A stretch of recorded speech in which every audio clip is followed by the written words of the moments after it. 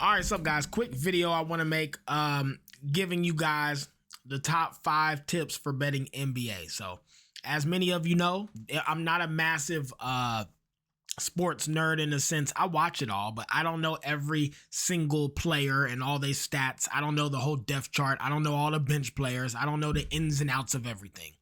I am a very good sports bettor. I've been a profitable sports bettor for a very long time, and I know a lot about betting each sport specifically. So I want to share with you guys the top 5 things that to keep in mind when you're betting the NBA. Okay, guys, there are a few very big mistakes that people make, and especially when live betting or when doing parlays. These are things that can kind of just help you win more. Okay, and you should always keep these things in mind. So let's get into them. I'll save the best one for last. Make sure you stay till the end. Thumbs up, comment, all that good stuff. Any other tips you guys want to add, leave them in the comments if you think I forgot something. So anyways, number 5. If the first half of a game goes way over. So let's say the first half total is, I don't know, 110 and a half or some shit, and they score like 140 in the first half. Almost always you want to bet the second half under. Live, blind bet it, don't overthink it, bet that second half under.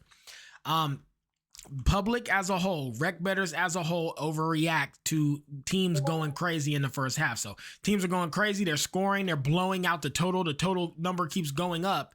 And so what a lot of rec bettors do is they hurry up and they just start throwing money at the over. So the price gets inflated, the number gets inflated. But teams, on the other hand, they start adjusting their defensive schemes, and they and the team pace kind of goes down because one team's winning typically, or the coaches are telling them, hey, you guys got to slow down. Blindly betting a first half that went way over the total, like 10 or plus points over that total line originally, if they're scoring a lot, betting the second half under blindly hit at a 54.5% hit rate last season. That's ridiculous, guys. That's a very high correlation, meaning when a team scores a lot in the first half, everybody jumps all over it. The guys betting the under were cleaning up in those situations. 54.5 blind hit rate is insanely high. I mean, that's like really, really good. Like if you could win that much on all your bets, you'll be a super profitable bettor. So always keep that in mind. Extremely high scoring first half. Look to bet the under for the second half. It hit 54.5% of the time last season. Okay, guys. Next one. If the fourth quarter is starting with a 25-point lead or more, so basically if it's a blowout and you know that the starters are about to get pulled and the team's pace is about to be all messed up and they're going to kind of give up because they think the game is over, bet the underdog to cover in this situation, guys. This hit last season 60%. 60, bitch. 60% hit rate on garbage time betting the underdog last season. So, fourth quarter starts. There's a 25-point lead or more. Bet the losing team to cover whatever the spread is that they're offering at the time. It hit 60%. It is one of the most craziest stats from last season. No one's really talking about it. Keep that in mind, guys. If there is a fourth quarter blowout, if their third quarter ends, one team is up 25 or more. Blind betting the other team to cover that massive spread, probably be like a 30-point spread or some 20-point spread. Blindly betting that hit 60% of the time last season. That's one of the best bets you could have placed all last season was blow out, bet the underdog, and just go about your night. One of the best bets you could have placed all season last year. Next, number 3. This is more so for my parlay boys or guys who are making straight bets and you want to juice your odds up a little bit. Uncorrelated 2-leg parlays. I would say always do 2-leg parlays. I know people are going to do 3, 4, 5, and it still applies. 2 legs had the by far highest hit rate, which makes the most sense. But some 2 legs were averaging a 50% hit rate of one hit, and it was correlated. So anyways, I'm getting carried away and talking too technical. Just uncorrelate your parlays for big odds. So for instance, uncorrelation just skyrockets the odds. It used to be that correlated bets would actually skyrocket odds. That's no longer the case. Nowadays, uncorrelated bets skyrocket and juice your odds through the moon. A bet I like to do personally in football, I uncorrelate all the time, is receptions under, receiving yards over. Massive uncorrelation. The odds just go nuts when you do that. So I like to take like a running back, for instance, under 2.5 catches over 40 yards. The odds are through the roof. Same thing applies to basketball. If you take Kevin Durant, or I don't know, that's a good example, Devin Booker under 30 points. But then you take the full game to go over, that is uncorrelated, because if Devin Booker's not scoring a lot, how's the game gonna go over? He is heavily baked into the total of the game. And so if you take Devin Booker under, and then you take somebody he's playing against under, but then you take the full game over, your odds will explode because they're uncorrelated. That is a big way to juice your odds and get you big time money. So if you're like playing with a bonus bet or a free bet or a no sweat bet, you may want to look at an uncorrelated play. However, if you're betting just a straight up bet and you're like, I just want to juice this a little bit, like maybe you take KD for 20 points and you're like, man, that's minus 350. How can I get to even money? Bet the over with it. Star players and their points are so heavily baked into the total of the games that if you were to take Kevin Durant for 20, but then you take the over, you're going to get a pretty good odds juice, but it's just enough to help you get to that over. And it's a 63% correlated hit rate to players, points, and then the over in the game. So at least last season. So you really want to, if you're just looking to get your odds up a little bit, take a star player's points or a star player's something and correlate that. Do something that's related to that. Maybe you take the point guard's assist and then you take the big time shooters. Maybe you take his points. It's correlated, so the odds will juice, but it's highly likely that if one hits, they both hit. So correlate for easy wins, uncorrelate for big ass odds. Okay, guys. Second, and these are the last two, and they're the most important. Please pay attention to these guys. They will help you a lot. Number 2. Keep assist off your slips. Keep assist off your slips. I'm going to say it again because I know you boys love betting assist. Keep the fucking assist off of your slips, off of your parlays, off of your straights. You want to try to avoid them as much as possible. Assists are actually the worst straight you can bet in basketball of the main straights. Your typical straights are for player props are assist, rebounds, points, assists, points, rebounds, assists.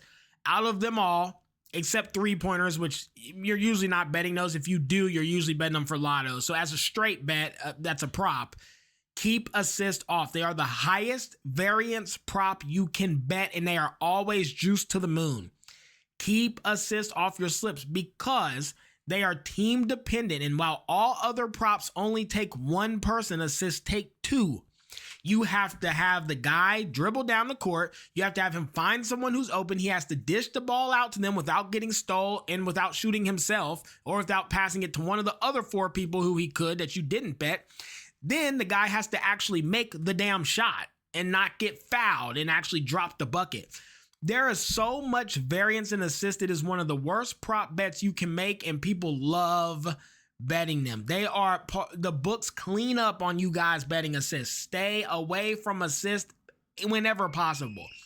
I do bet them. I'm not going to sit here and say I don't. If it's a massive edge and I have massive EV and FanDuel's getting shoved down and BetOnline's getting pushed down and all the other books are dropping down and I can get a steal, yes, I'll still bet it. I have to in that case. But by far and large, 90% of the time, I'm doing anything I can to avoid assists. And if I'm betting a parlay, I never touch assists, ever. Too much volatility. It will be the one thing that ruins your slips all the time.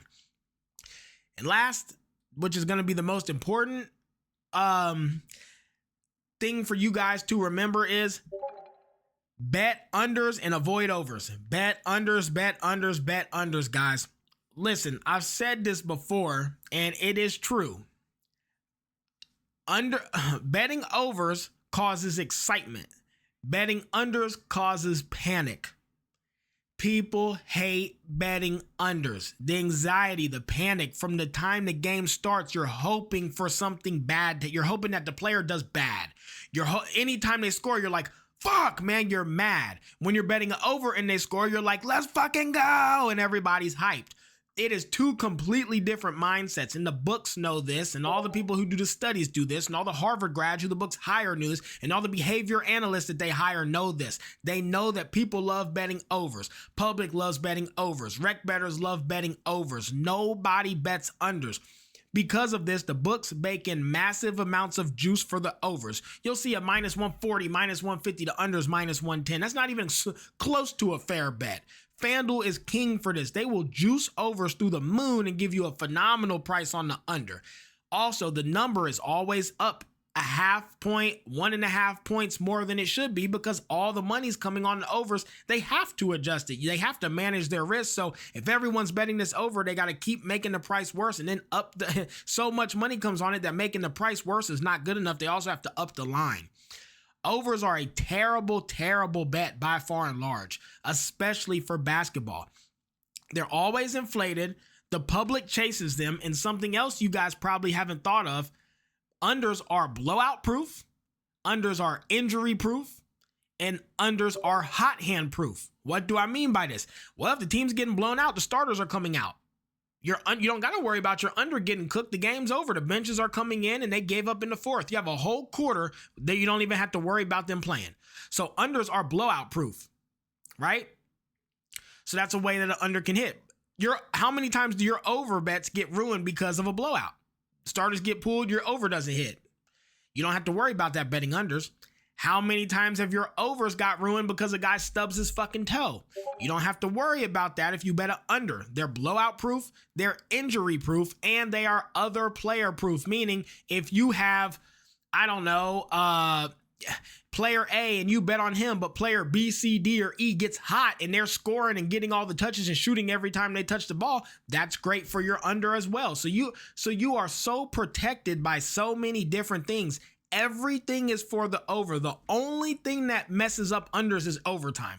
Overtime hardly ever happens, guys. I know you remember when it does, like last night when we were on the under in the Thunder game, and of course they go to double overtime and cooks it even though it was the right play. Overtime is rare. It really is, guys. That is the only thing that benefits overs. The books know this too. It's all baked into the odds. Unders are protected by so many things. Blowout proof, injury proof, hot hand proof. They get the best price almost always. Unders. Stay away from overs. But again, overs create excitement and unders create anxiety. So it's hard. And I know that. Nothing's worse than betting an under and it feels like the game's taking 4 hours to end. It's terrible feeling waiting on an under to cash. So, and no, I get it. No one likes doing them. They're one of the best bets you can make in the NBA and honestly most sports in general, but especially basketball. Okay, guys, top 5 tips to help you guys bet basketball this season. Again, I hope you guys enjoy this. Hope it helps. Try to remember these things. It'll increase your win rate quite a bit. Let's get a bag. Let's crack these folks.